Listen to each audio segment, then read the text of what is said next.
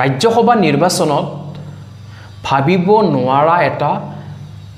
মিত্ৰজোঁট পাৰ্টিৰ বৃহৎ জয় অসমৰ মুখ্যমন্ত্ৰী doctor Himanta Biswa Sarma ডাঙৰীয়াদেৱ BTR CM Pramod Bodo ডাঙৰীয়াদেৱ মিত্ৰজোঁটৰ সকলো বিধায়কসকলক মই বডোলেণ্ড টাইগাৰ ইউটিউব চেনেলৰ পৰা ধন্যবাদ যাচিছোঁ আপোনালোকৰ যি দুজন প্ৰাৰ্থী পবিত্ৰ মাৰ্ঘেৰিটা আৰু ৰংগগৰা নাৰ্জাৰী এই দুজন প্ৰাৰ্থীৰ বৃহৎ জয়ৰ কাৰণে মই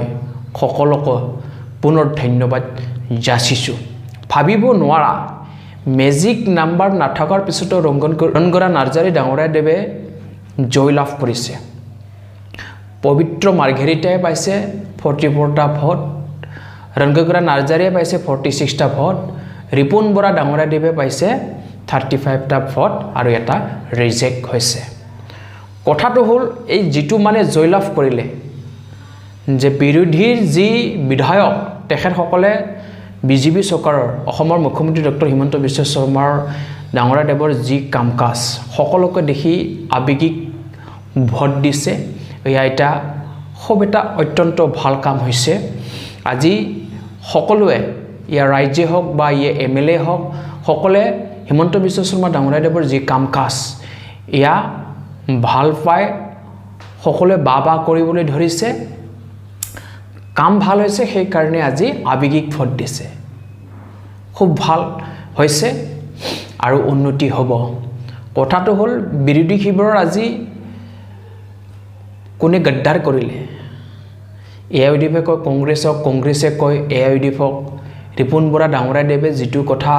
যোৱাকালি নিউজত কৈছে ইয়াৰ পৰা আমি সকলোৱে গম পালো যে তেখেতসকলৰ দুটা ভোট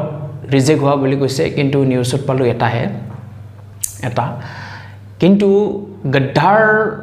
ৰিপুন বৰাৰ মতে গদ্দাৰ কৰিছে AIUDF সঁচাকৈ হ'ব পাৰে কিয়নো AIUDFৰ কোনো এজন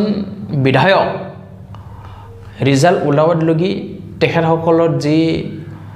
অফিচ বিধানসভাৰ ভিতৰত যি অফিচ খেয়াত কোনো এজন বিধায়ক নাছিল কোনো সেন্টিমেন্ট বলা বস্তু নাছিল আৰু তেখেত MLA সকলৰ ভিতৰত কিন্তু কংগ্ৰেছৰ প্ৰায়বোৰ বিধায়কে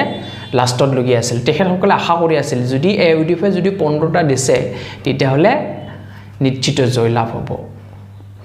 ৰিপুন বৰা ডাঙৰীয়াদেৱে কিন্তু সেয়া নহল যেটো দেখা পাইছে এইবিলা যদি প্লাস মাইনাস কৰে তেতিয়াহলে AIUDFৰ ভোট মিত্ৰজোঁটৰ পাৰ্টিত পৰা বুলি মই ভাবো